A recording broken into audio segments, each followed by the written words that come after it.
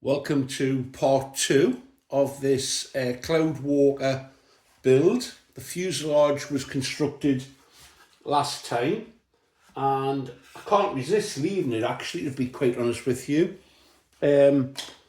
These parts basically almost fall out of their own accord, which is great.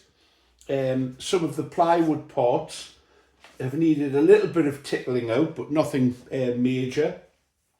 So, having built a fuselage core, which is very rigid due to the diagonal pattern of the uprights, it's very rigid, there's no flex in it. I've now got the building block on which to build the shape to this model. And it's got a nice design with the formers that go in place having little tabs on them that fit into the cross pieces, so it should all just slot together. The first thing you have to do before I get into that part, the exciting part I'm going to call it, because it's starting to take shape, is to install these, which are the guides for the wiring tube push rods. So I'll do that first. And simply, I'm going to put a little bit of glue underneath, put them in place one at a time, and apply some glue on the whole thing. So that's the first one, and then number 42.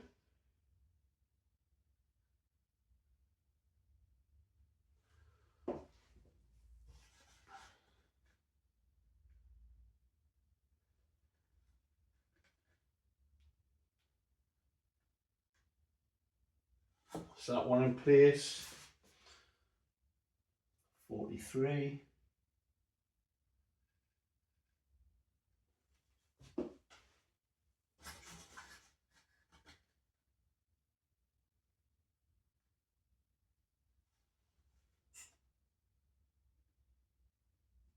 And run a little bit along the edge. And the final one, number 44.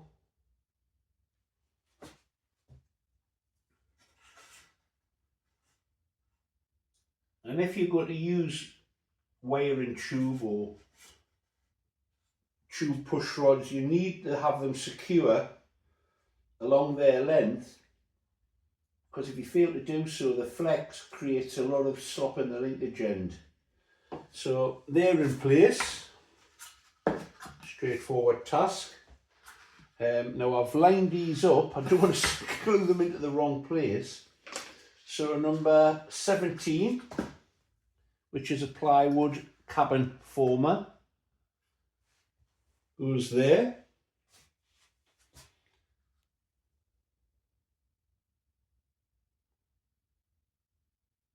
Let's add this in.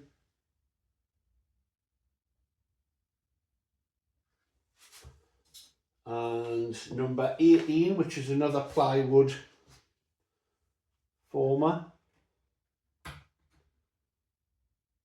It fits in nicely.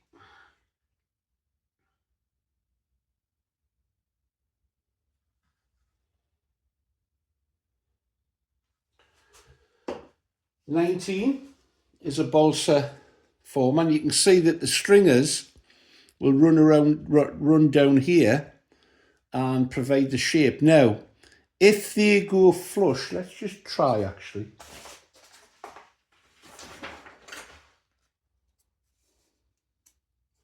Well, what I'm going to do is I'm not going to leave them like that, because if you do that, you end up with a hungry horse look when you cover it. So what I'll do is, once they're glued in place, I'm going to scallop that out. But we'll do that later. That can be done at a later date.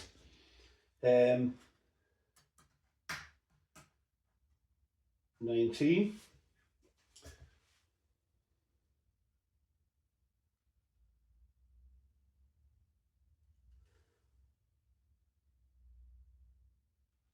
Sometimes these are undercut so that the stringers stand proud, and then you don't get that effect happening.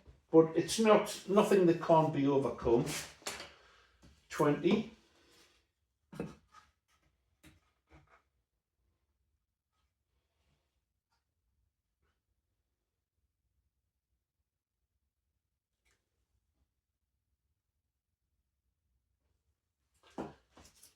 $21.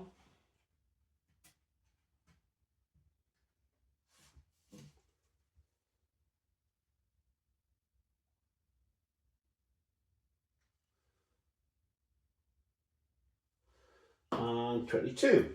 Now this one might need a little bit of fettling. Yeah, it does.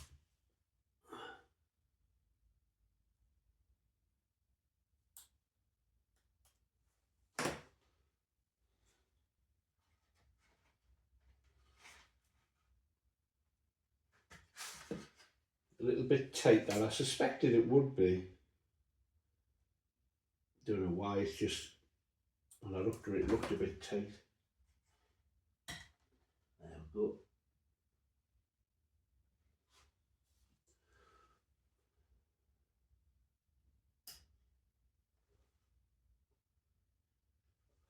So that's already starting to get a shape, don't you think?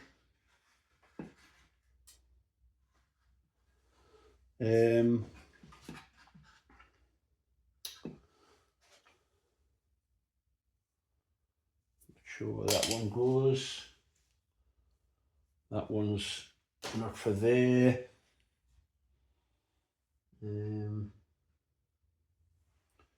It's a plywood one, number 15. Yep, that's this one.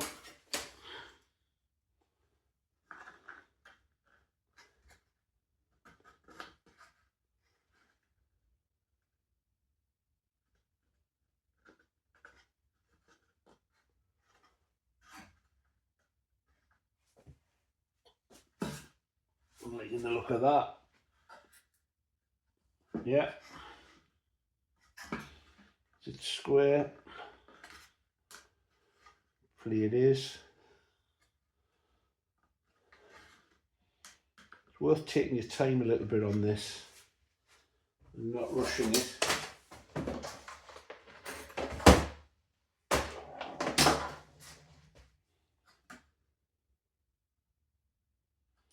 Yeah. Happy with that.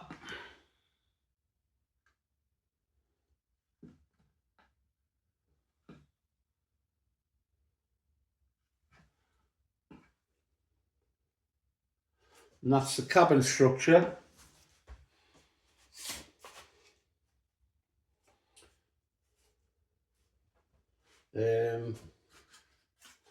Let's do the underside while we're at it. So number 35, we'll find that. 35 goes here.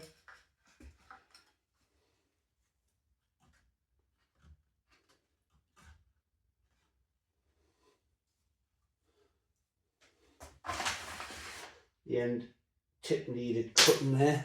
They get clogged and then you just keep cutting them till it becomes too large a diameter and you don't get a fine delivery, and then it's time to change it.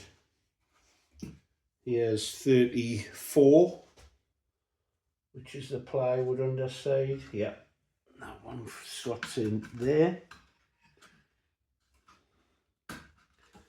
Yeah, and it does slot in, which is great.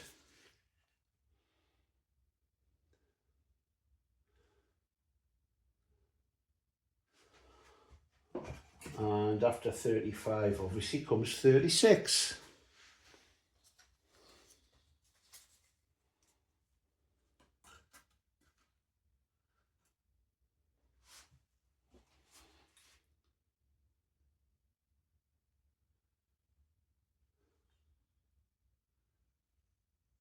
There we go. 37.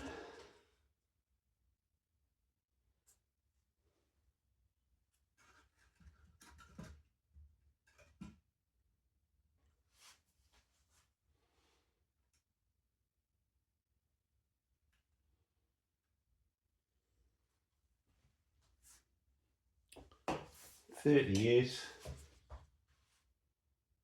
28. Oh, 38, yes. I'm reading it incorrectly there.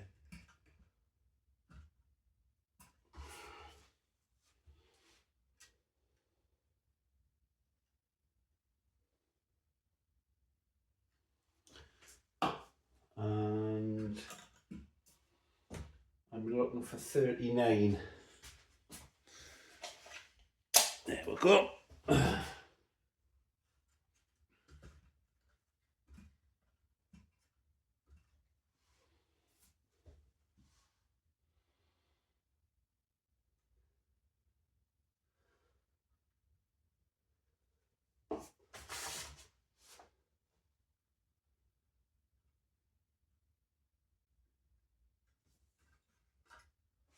Let's take a moment to look at it.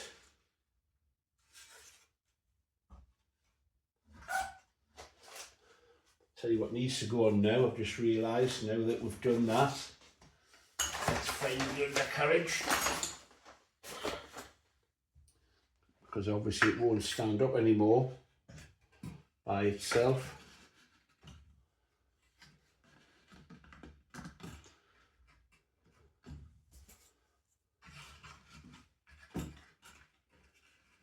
Basically that locks it in like that. I'll not lock it in at the moment, we'll just leave it like, but at least I can stand it up. There we go. Didn't take long at all. Stringers next. Blocks at the front. Starting to take shape. I've just put these in as a mock-up to see how they would fit. And I recall, because obviously I've already mentioned I've built this model before, for quite a large model, the access to the interior is rather restricted because it tapers in quite a lot, and you just need to take a little bit of care when it comes to installing servos and radio gear, etc. This access is quite narrow for such a large model. It's just something to bear in mind.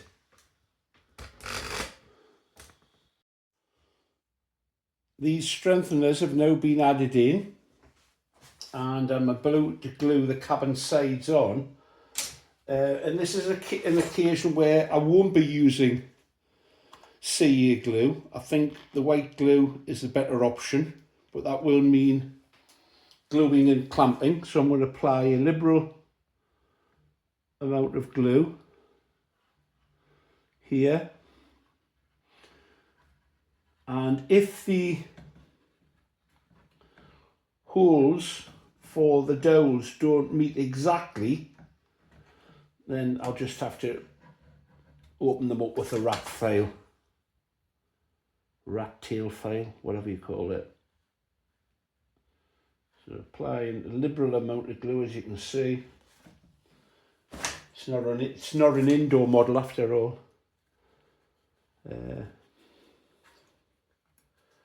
And I've seen Roy fly. What are you kidding, Roy? Right, there we go. That's nice. These little clamps are a godsend. I used to use a lot of them when I was building model boats. Perfect for the job. All the way around.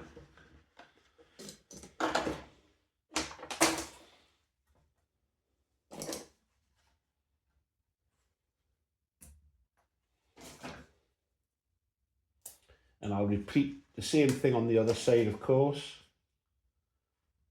Once all this is dry, I'll start to do the cheeks, the area at the front of the model. There will be a little gap there, but that's going to fill with balsa dust and once the shaving starts.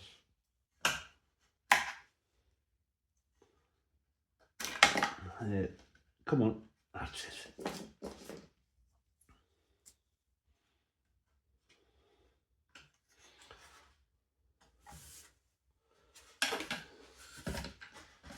There we go. Wonder if I can get some clamps like that. Yeah, they'll work.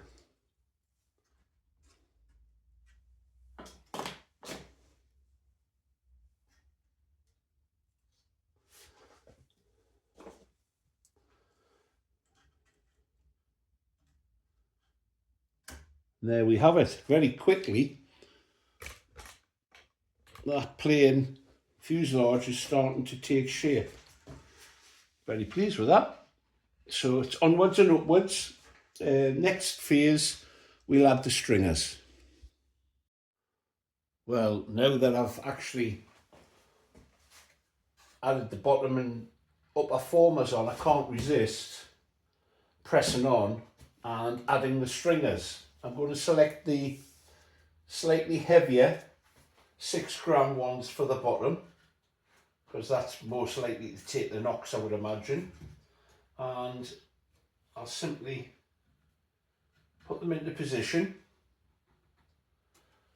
like this, and then apply some CA. And when they're all done, I'm going to scallop out the gap in between so that we don't get it, the formers themselves showing, spoiling the lines. So let's get these glued in and give this model some form and shape. It's an extremely strong design, building on the central core with its diagonal uprights.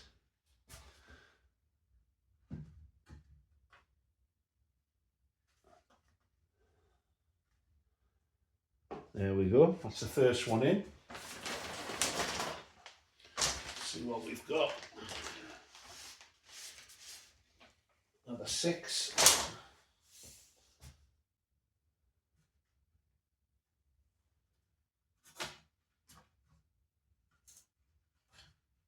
I think we'll do this as a time lapse, otherwise it's going to get pretty monotonous. So I'll just pause that.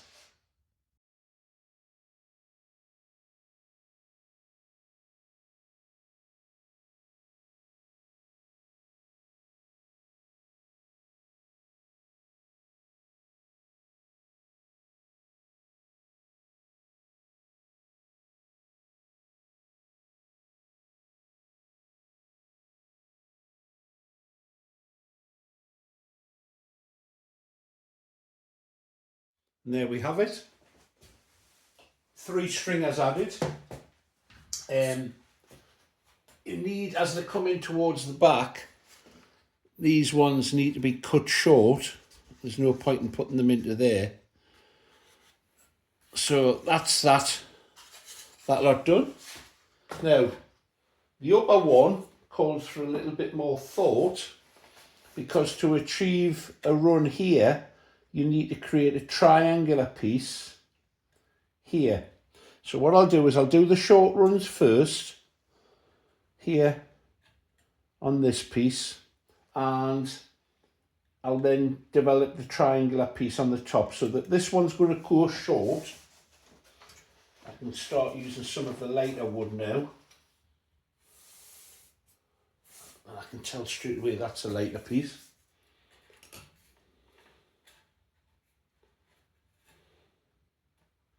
I'm going to try and, that's it, put it halfway.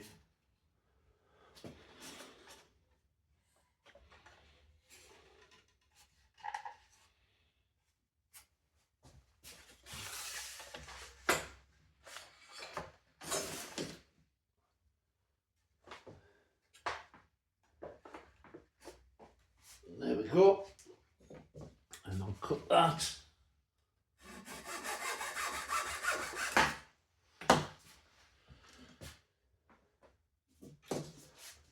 We'll zap it in place.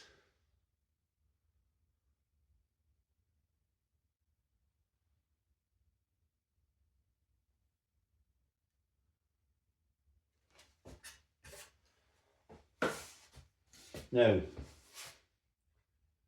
this calls for a piece to be made for here, and because that tends to take harder knocks, because there's elastic bands and so on, I'm going to use slightly heavier on this part.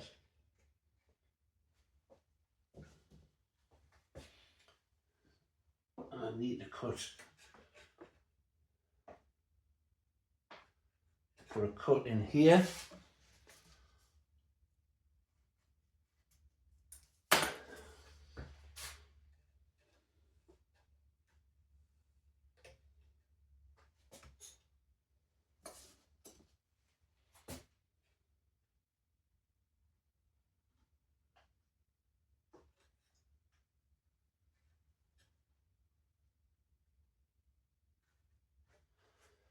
See if I can get this right first time.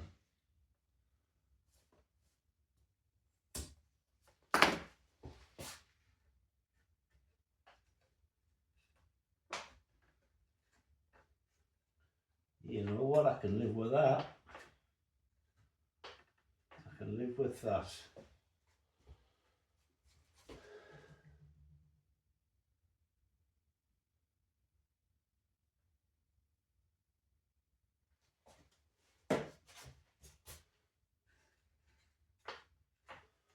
Turn it round, see if I can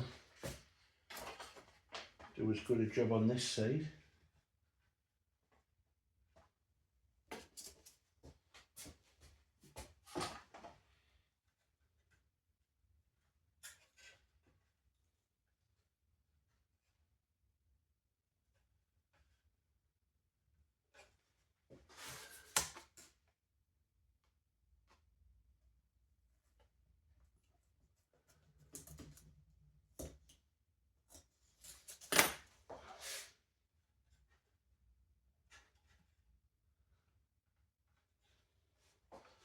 Well, that looks good.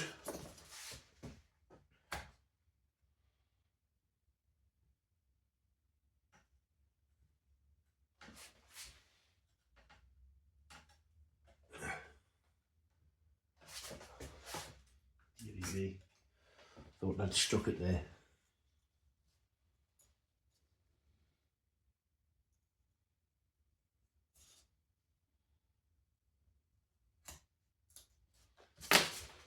It's gonna go.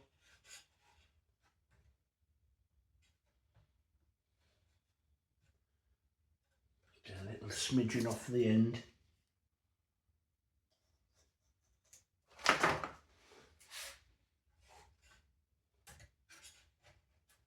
There we go. Well, pleased with that.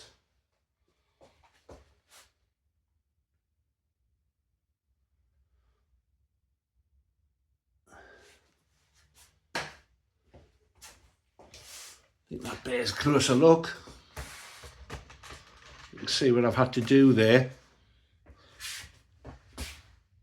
I recall when I built this before, this is quite an awkward thing to cover. You need to cover this first and then cover the sides. With a bit of luck, covering's not my job. I think Roy's having a go at that.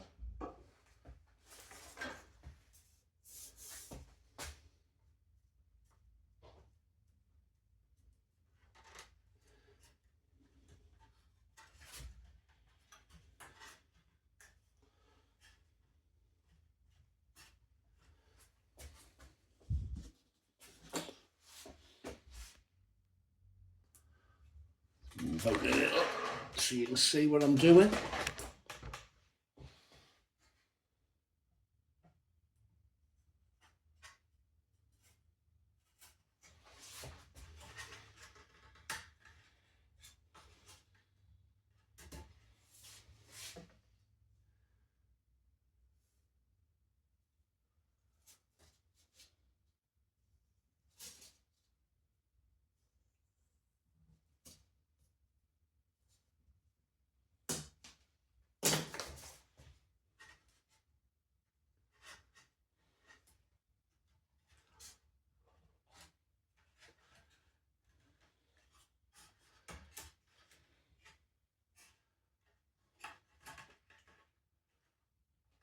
Yeah, That looks cool. Not sure where this one goes. Would it go? I don't know. I'll have a look at the drawings and see if I can work out what's going on.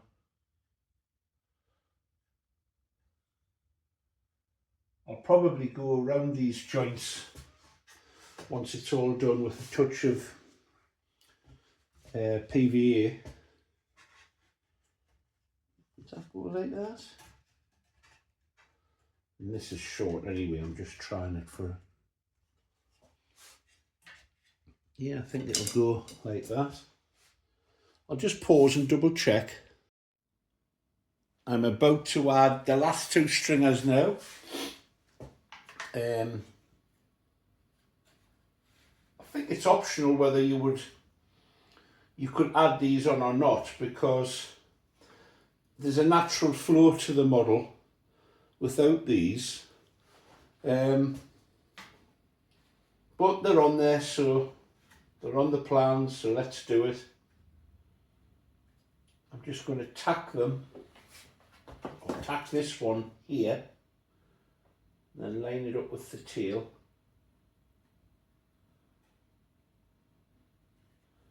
Once that sets, it needs to come like that.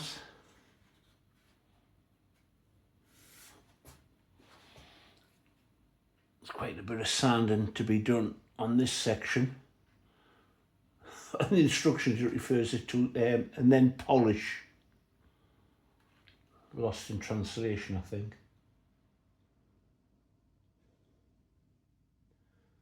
This adds greatly to the strength of the model, so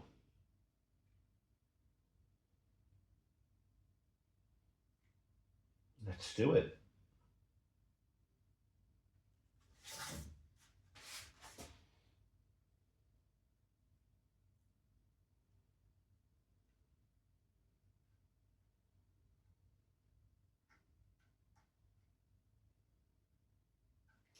That's that one done.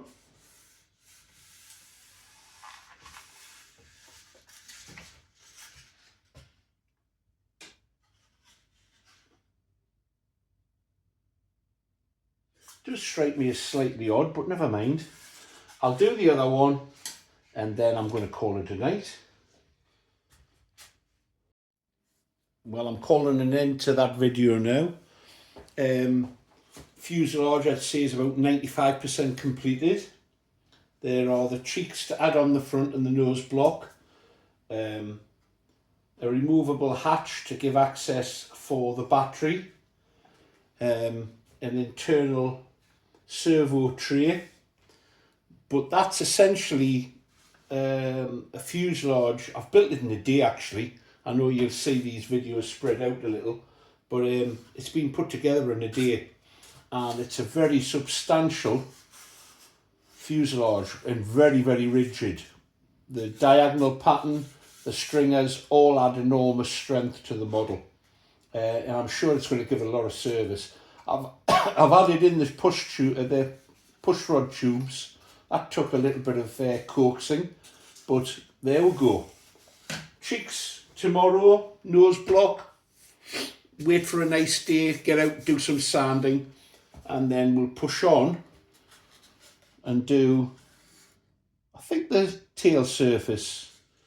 The sanding's going to involve taking out these because they'll look awful when it's covered. Otherwise, I'm going to hollow those out. Right, onwards and upwards. Thanks for watching, folks.